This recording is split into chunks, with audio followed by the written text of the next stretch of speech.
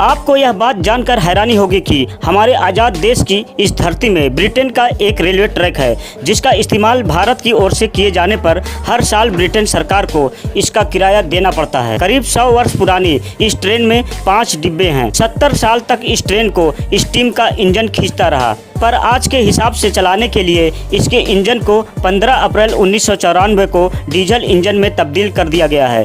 5 coach वाली इस passenger train में रोज 1000 से भी ज्यादा लोग सफर करते हैं। इस ट्रैक के देख-रेख और संरक्षण का काम आज भी ब्रिटिश कंपनी करती है और भारत सरकार हर साल उन्हें पैसा भी देती है, लेकिन इसके बावजूद यह ट्रैक की हालत बेहद खस्ता है।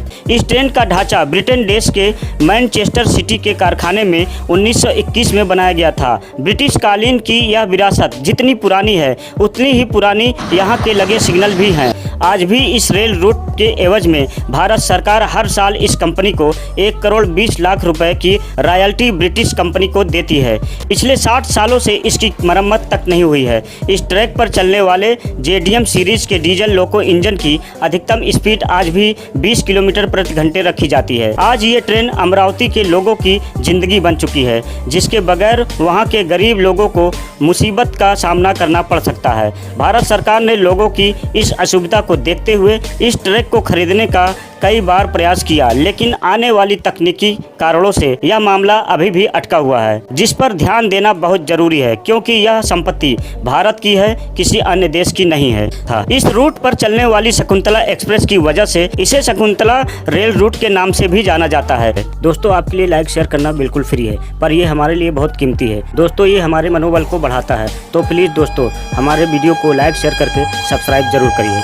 अब इस बात से तो सभी वाकिफ हैं कि साल 1951 में रेल का राष्ट्रीयकरण हो गया, लेकिन यह रूट भारत सरकार के हद में नहीं आया। आज भी इस रेल रूट के एवज में भारत सरकार हर साल इस कंपनी को 1 करोड़ 20 लाख रुपए की रॉयल्टी ब्रिटिश कंपनी को देती है। दोस्तों, अमरावती का यह इलाका कभी कपास के लिए पूरे देश में मशहूर हुआ करता था। तब वहाँ उपजे कपास को मुंबई पोर्ट तक पहुँचाने के लिए अंग्रेजों ने इसे बनवाया था। साल 1903 में ब्रिटेन कंपनी क्लिक निक्सन ने इस रेल ट्रैक को बिछाने की शुरुआत की थी और यह काम 1916 में पूरा हुआ। इस ट्रैक की जर्जर हालत को देखते हुए शकुंतला एक्सप्रेस को 2 बार बंद भी किया गया है, लेकिन स्थानीय लोगों की असुविधा को देखते हुए और स्थानीय लोगों के बढ़ते दबाव के कारण इसे फिर से शुरू करना पड़ा।